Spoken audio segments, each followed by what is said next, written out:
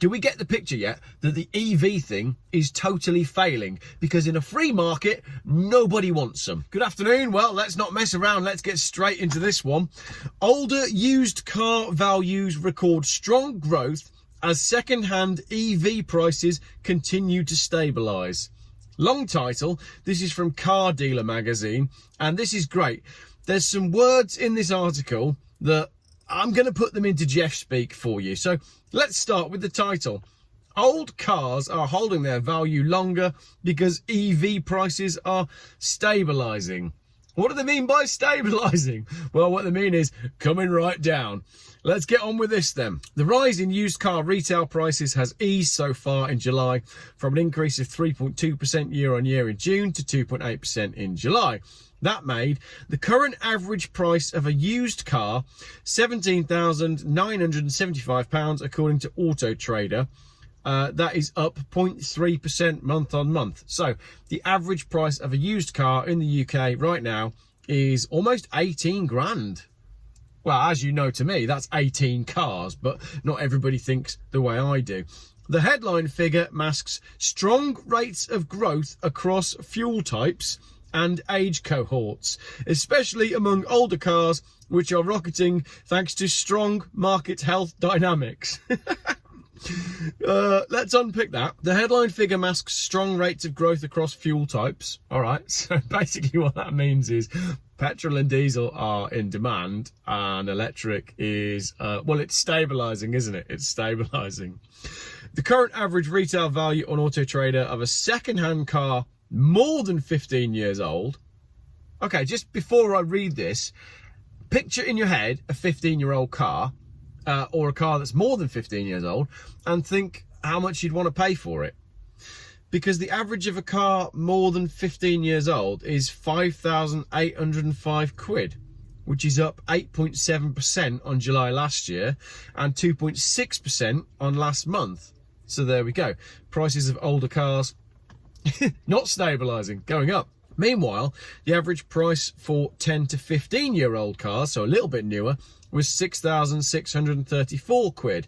That's up 1.4% month on month, but 11.1% year on year. AutoTrader said the rapid increase was partly being fueled by supply pressures dominating robust consumer appetite.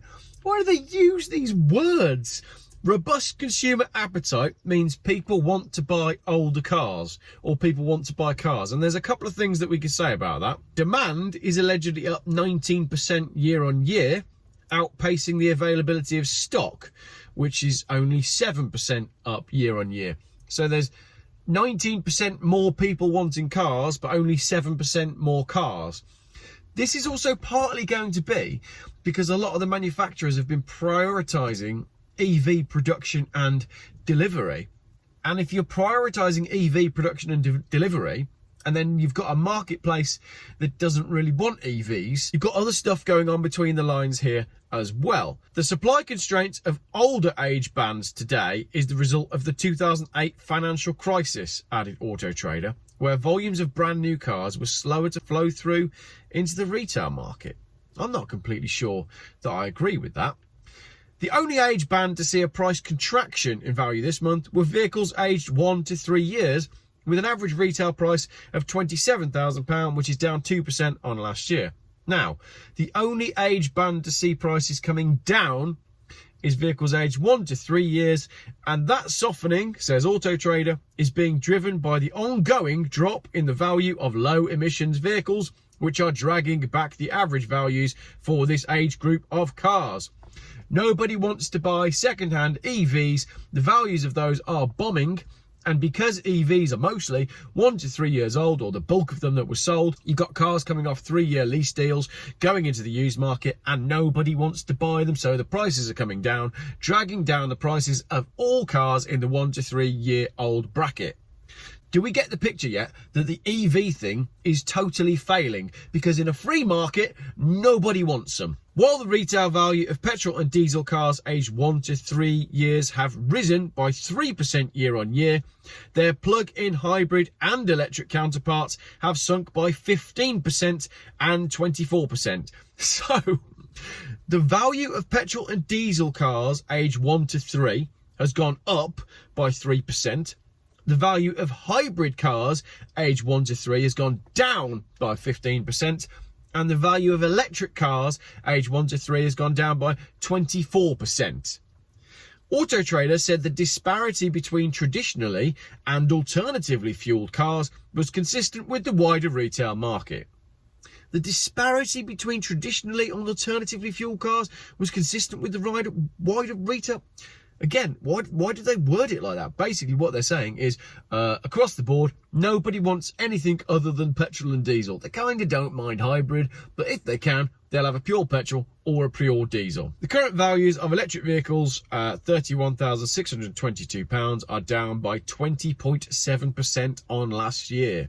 In contrast, the average retail price of a used petrol and diesel are up 5.2% and 5.1% at around about £16,500 for both of them. July recorded the lowest level of month-on-month contraction since August, so things are strong in the used car market, and this has been helped by slowing levels of supply into the market as retailers sell through available cars. As I said, there's more EV and hybrid cars coming through, which means the petrol and diesel cars that people actually want are selling like hotcakes. Because of the improving supply and demand dynamics, as well as finding a price point attractive to sufficient numbers of car buyers to meet the increased levels of supply, EVs are now leaving forecourts much faster, said AutoTrader. Improving supply and demand dynamics, as well as... Listen to this.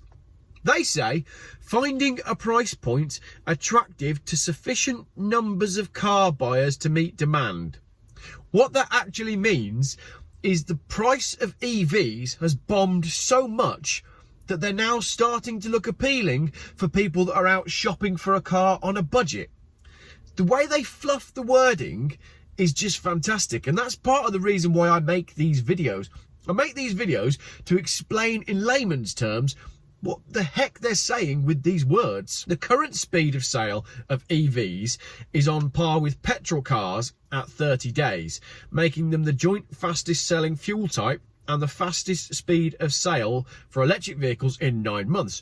But I contend that because what is coming out of other countries like the USA is that some EVs have a sale time of more like 100 days and they're sitting on the forecourts forever. I've seen anecdotally someone in the comments say that they sold their EV back to the dealer. The car is now still on the forecourt. It was on for £5,000 more than the dealer paid them, and it's dropped and dropped and dropped. And now it's £7,000 less than the dealer paid them for the car, and still on the forecourt. The price keeps coming down. The car won't sell. At the end of the article, we've got a chap called Richard Walker, who is AutoTrader's Director of Data and Insight.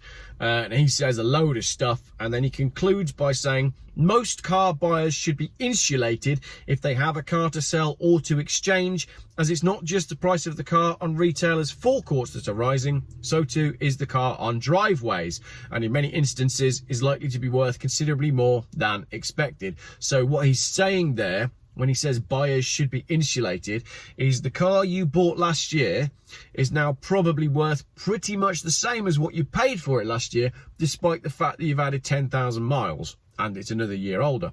However, not if it's an EV, because nobody wants them. The dealers don't want them. They don't want to take them in part exchange, and they can't sell them unless the price is absolutely rock bottom. So we will be seeing more depreciation in EVs than we already have. The prices will continue coming down because supply is continuing to go up. So what we're seeing now is electric vehicles that were bought on lease deals 3 years ago are starting to join the second-hand car market. And as we know, there was a glut of sales on brand new EVs. So we've got this rush of EVs coming steadily onto the market, which is not being met by the same level of demand from buyers.